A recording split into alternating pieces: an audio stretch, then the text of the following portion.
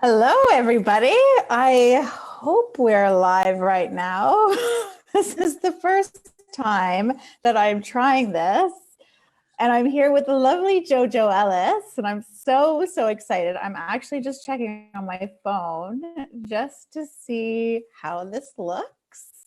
I'm going to actually also try to keep my phone there in case you guys have comments, because I know that this is something that is coming up for a lot of people right now, and that is guilt.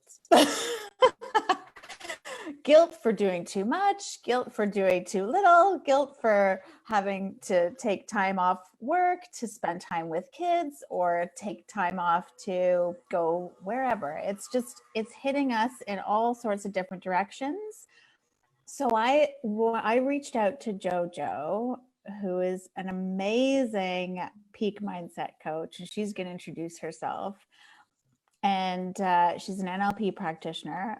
But okay, good. I think we are live. So if you guys have comments, just go ahead and comment away, and we'll try to speak to whatever. Because I know this is coming up for a lot of us, entrepreneurs, working moms, everybody. So as we get started, JoJo, tell us, for everyone that doesn't know you, tell us a little bit about yourself and your story, because I know that it's something that everyone would really benefit to hear. Oh, thank you. Lovely to be here. Very lovely to be here, and loving your background, may I say as well. So I'm JoJo Ellis, and I am a trainer of neurolinguistic programming and a clinical hypnotherapist. I particularly focus on helping women in particular break through the emotions and the patterns of behaviour that really hold us back from achieving our potential and from living the happiest lives possible. I had a corporate career for the first 15 years of my working life. And I was one of the people that used to really be unhappy on a Sunday night at the thought of having to go to work, which is fine for lots of people, but it wasn't my path. And I always knew I wanted to do something different, but wasn't sure what to do. But I'd always loved helping people, and I'd always had a belief that life is too short to be unhappy. I lost my mum, sadly, quite a young age, and it just made me really want to cling on to life and to get through life's challenges as quickly as I could, and to help other people do that as well. So one of the great things about NLP is we call it a little bit like a user manual for the brain. So if there are areas in our life where we're stuck, where we're struggling, where we're suffering when we don't need to, we can teach you how to look at things differently, how to be differently, to break through that so that you can live your happiest life. That's me. I love it. And I love it because you touched on something where it's like, it's not about the doing, it really is about the being, isn't it? So guilt, like I've talked to so many friends, I've talked to so many of my clients, so many of my peers who are either in corporate still or who are running a business, and their whole routine has just changed. I mean, we're all going through something that none of us have this manual, so to speak, like we were talking about. So, what is guilt? Like, like, what is it? Like, where does it come from? Oh, so guilt, basically, there's two things that we can talk about. There's guilt and there's shame. Mm-hmm. And guilt is about it's about the shoulds. Should I be doing this? I ought to. I shouldn't have done that. I must do this. I mustn't do that. We can hear it coming out in our language. So guilt is about what we think we should be doing or what we think we shouldn't have done in the past and in the future. Whereas shame is often about us and that we're not worthy in that side of things. But from specifically from a guilt point of view, it's where we're not focused on the moment. We're thinking about, actually, I wish I hadn't done this, or I feel like I shouldn't be doing this and I should be doing this. I tend not to label emotions as good or bad or negative or positive, because emotions are there for a reason. Guilt's an emotion that actually, when we can recognize that we're in guilt, we can do something about it. But often what happens is we get stuck in guilt.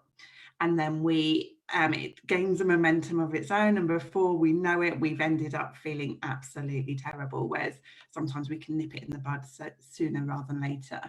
But if we are going to label it, it probably is one of the more toxic of emotions, one of the most unresourceful of emotions, because it keeps us stuck. It keeps us in our own narrative without realizing that there is ways that we can break out of it to feel better. It stops us taking action, it stops us learning, and stops us being resourceful. But the great news is that there are lots of ways to break through guilt as well.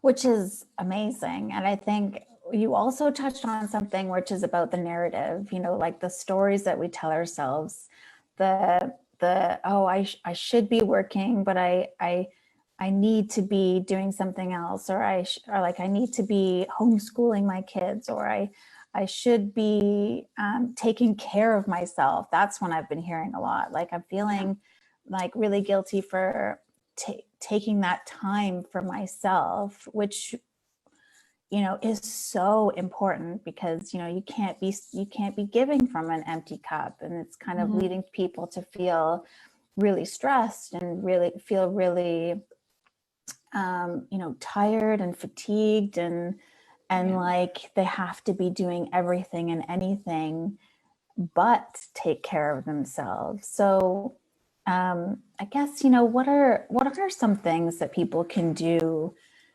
to like recognize, hey, I'm in guilt right now. And then like, how can I get out of it? So one of the first ways of recognizing it is it's not going to feel good. It's the sort of thing that's going to keep you awake at night. It's going to be the sort of thing that keeps you distracted, keeps you in overthinking, rumination. You know, you're not, as I said before, you're not present in the moment. And the key thing is, one of the things that we say in NLP is that every behavior's got a positive intention for us. So we think guilt, we need to feel guilty because it makes us a better person. It means that it's a form of punishment, of self-flagellation almost. So it's like, if I feel guilty, that makes me a better person.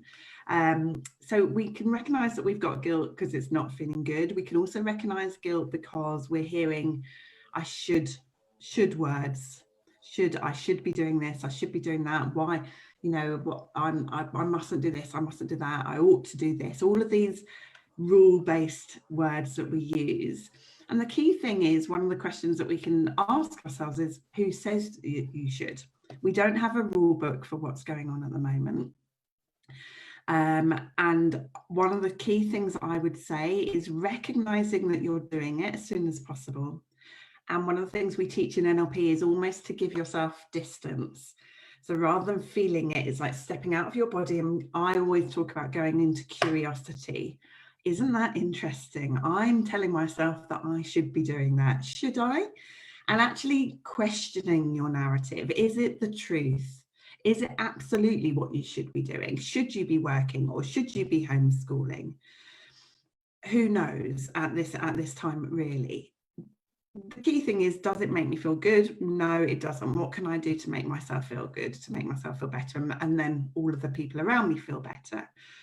So stepping out of it, and breathing, and then I'd also recommend reaching out. So one of the things that I notice with a lot of my clients is that they think that they are the only person that goes through it. They think that they're the worst mum in the world, they're the worst self-employed person in the world, they're the worst coach in the world. I coach a lot of coaches.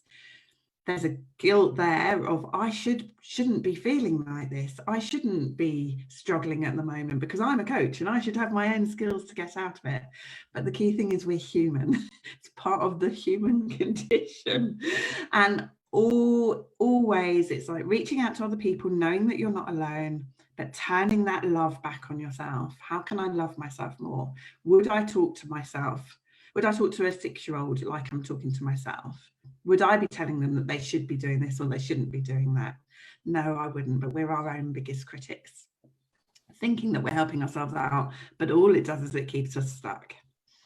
No, I love that, because it's true. I love the getting curious piece, and, you know, really challenging your inner voice. and I always like to say, like, it's not your inner critic, it is your inner voice, it's your best friend. Like, they're just looking out for you. Yeah. And that is kind of like that, that's also kind of ties into what you're saying, in that like emotions aren't good or bad, they're just there to help you go through what you're going through. Yeah. And if you can just listen and, like you said, just take yourself out of that moment in a way and kind of get more present, being like, and I liked how you were saying, check in with your 6-year-old self. It's like, yeah, would I be saying that too? It's true, though. 6-year-old or your best friend or anyone outside of yourself, normally, you know, if they came and said, I think I did this thing and I'm such a bad person, they'd be like, just you're not, you're amazing, and love yourself through it. And we only do the best we can with the resources that we have at the time. So if you're feeling guilty about something that's happened in the past, hindsight is 2020. You know, we didn't know, at the time that something happened, we were in a particular emotional state, we had different outside influences happen, and it's easy to look back and say, I should or I shouldn't have done that. But we have, in NLP, we have certain guiding principles, and one of those is we only do the best we can with the resources that we have at the time. And it's such a way to forgive ourselves and to forgive other people. So we want to be able to learn to judge ourselves less, be kinder, be more compassionate to ourselves. Because when we nurture ourselves, that's when we have the space to think, actually, I did do that. I wouldn't want to do it again. So what can I learn from it?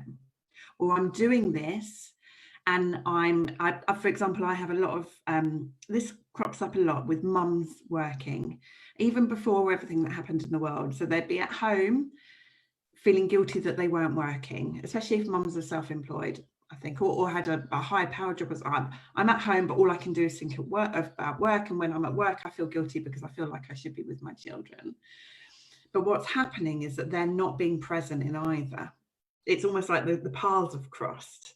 So actually, I'm here, I'm with my child, I'm going to, you know, I asked a question on my Facebook group today saying, if lockdown was finished in 7 days, I think the difficulty is the uncertainty of how long it's going to go on for. But if we knew we only had 7 days, what would we do differently? We'd play with our children, we'd do the work that lights us up. We wouldn't be worrying, we wouldn't be stuck in our heads. And let's just keep that mindset moving forward. We never know what's around the corner. So let's just really get the most and be kind to ourselves, be loving to ourselves, as we would love other people as well. And the guilt will climb down. I love it. I love everything about it. No, it's true though. You really don't know what's around the corner. And so there's no sense worrying about it. It's all about kind of trying to, as best as you can, to stay in the present moment. And I like how you explained the paths crossing, and it's like, you're not in either, like, and so both areas are suffering. So what if you could just change your mindset to just raise that awareness and say, you know what, I'm at work, I'm doing something that I love, or if not, then, you know, I'm still in control of what I can control. And when I'm at home with my family, I'm at home with my family and I'm enjoying the time with my kids, and or wherever it is. And I know that there's a lot of guilt as well, kind of around people feeling like, oh, they shouldn't be doing business, or like that. Like, I'm talking more about like the entrepreneur, self-employed. It's like, oh, I feel guilty for actually, you know, being out there and offering my services. But I think it's now more than ever, it's like the most important time to be doing that, to be offering your gifts. And we've got to keep the money flowing. We've got to keep industry going. I mean, imagine if I'm going to use British examples here, Mr. Sainsbury's or Mr. Tesco said, I'm too guilty at the moment, I'm not going to offer my services. You know, we need all of the services. We need people to, you know, I mean, the key thing is, it's almost like we're in this virtual training course. I'm mentioning this a lot at the moment, and everything's just like we're having to learn these lessons very, very quickly, and lessons that I've been trying to learn myself for many, many years, and now it's like I'm really having to learn them. And the key thing is everything is exaggerated, isn't it? And it is, but there's always been people struggling there. And I'm not belittling what people are going through at the moment. There's always people that haven't got money. There's always people that are going through diseases and so on. It's just more in our minds at the moment with what's going on in the world, but we can't let that stop us, especially when we're doing things that can really make a difference to people's mindset and their confidence levels and their resilience and their emotions and so on. But whatever business it is that you're doing, the world has got to keep ticking over. It's got to keep going. So just be proud of yourself, and as I always say at the moment, avoid the news as much as possible. Avoid things that bring your energy levels down. Guilt brings your energy levels down. It stops us thinking rationally. It stops us being present in the moment. So it's always having those check-ins as quickly as you can. If you're feeling unresourceful, is this making you feel better or worse? Is this helping other people feel better or worse? You know, come from a good heart. Getting our businesses out there, knowing that we're doing it to help people, can, you know, we've just got to focus on that intention, because you could go down a rabbit warren and never get out of bed if you really thought, I must stop because people are struggling. I love that, the intention piece, you know, because if you have the right intention, if you have that good intention behind everything that you do, you know, business, other life, wherever you are, everything starts with intention. And so I think it's a nice reminder for us to be honoring that intention, and really, you know, putting some thought behind, you know, why we do the things we do, and yeah, just that. Well, it's been so great to have you. Oh my goodness. I think this has helped so many people. I know it has. I just want to check to see if there's any, oops, I'm like, that sounds like me in the background. It is you. I'm like trying to just mute it, but I was just seeing if anyone had any comments. And so Melissa's asking, how you reward yourself is particularly important right now, as it's so easy to fall into traps of eating too much, drinking too much, etc., to try to numb the fear, anxiety, etc. And that leads to feeling more guilty. Oh yeah, she's just commenting that. And it's true. It's, you know, how you reward yourself. That is, yeah, definitely. You know, celebrating the wins. You know, I think we were always saying that. Yeah. And I also start with the end in mind. So like, imagine that it's over and you want to look back and you think, what did I do with that time? And then the key thing there is not to feel guilty if you're not doing anything. We always do the best we can with the resources that we have at the time. So if we are going through a pattern of overeating or over drinking, love ourselves, you know, because actually beating yourself up about it isn't going to stop it. Beating yourself up doesn't work. But the key thing is reflecting on it and saying, is this serving me? Is this what I want? And choosing from an empowered decision, actually what's going to serve me better. You know, when we first locked down here, Tim and I went and we were like, we realised a few days before everyone started panicking, that we needed to get a few things, because we live in the mountains of a month and an hour away from the nearest supermarket, and we've only got a tiny supermarket. Well, it's not a supermarket, it's a shop here. So we went and we bought enough stuff for a month, which we normally do anyway, and we bought quite a bit of booze, and we were like in lockdown mentality at the beginning, and we drank it, and then we got to the stage that we were fed up with it, because we were like, this isn't helping us, this isn't helping the cause. So now we have a bottle of wine on the weekend and we really enjoy it, when I watch Jesus Christ Superstar and stuff like that as a treat on the Fridays. And it's just thinking, is this helping me? And if it is helping you, that's great. No judgment. Let's let go of judgment of ourselves and of other people. We just do the best we can with the resources that we have at the time. Being proud of our achievements. Thinking that this hopefully will never ever happen again. So what can we do to just make it memorable? Yeah, that's awesome. I love that, making it memorable, because it sure will be, won't it? On so many levels. And so will that day when we all get out, we're allowed out again. That's going to be memorable. Oh, we've actually started to make a bucket list, being like, what do we want to do? So that's something fun you guys can do if you want. But yeah, I just want to thank you again, because I think really a lot of people are going through this, and at any, wherever they are in their life or their business. And I'm curious, what have you been working on in your business these days? So my business hasn't really changed since it all happened, because obviously I help people through things like this. So if anything, I've got busier. And I've just finished. I do a lot of training for helping women with imposter syndrome, which is what this is all about: not feeling good enough, not feeling loved. So I've just finished my most recent course with 6 lovely ladies, helping them through that, which was incredible. And my next exciting thing is I teach people to become NLP practitioners. And normally that has to be done face to face, because we do a lot of practice work and a lot of supervision of how people are doing and so on. And the governing body has just said that we can teach it online until September. So I'm just putting together the details of being able to teach it, because I know that NLP it's about coaching, it's about helping people move forward, but it's also helping people become very resilient. And I do believe that we're needed at this time. You know, there's people so if anyone's feeling any emotions, just go with it. Allow yourself to feel the emotions. As I say, we haven't got tracks to run on, but there will be people will need therapists and coaches more than ever after this to get through it. So I'm really excited to be able to train a new generation of NLP practitioners. So that's my key project that's keeping me very busy at the moment. Amazing. And you guys, you can link to JoJo. She's on Facebook as Joanna Ellis. I am. And I did tag her into a lot of different things. So, you know, if you have other questions or anything that comes up, just comment on this video, share this video if you think it's going to help anyone right now. And just keep going. We're almost there.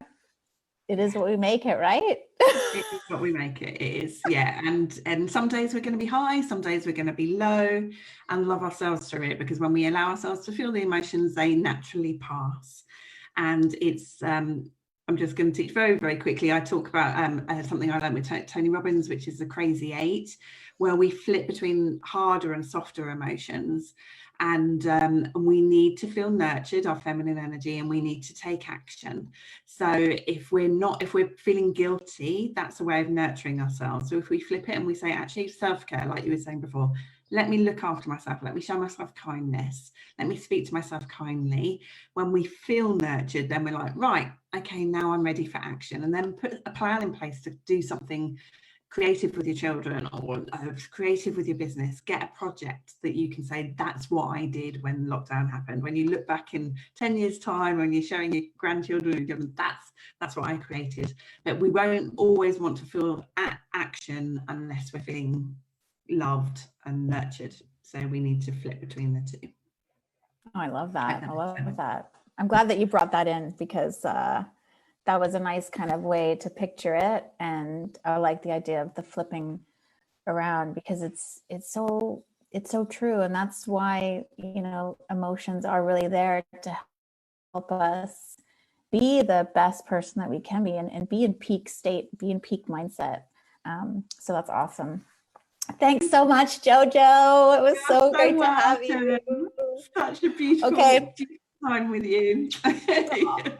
you thanks so much. Natalia. I can't wait to see you in person very, very soon. Yes, I'm excited too. Okay, guys, have an awesome rest of the night and day wherever you are. Talk to you soon. Bye. Bye.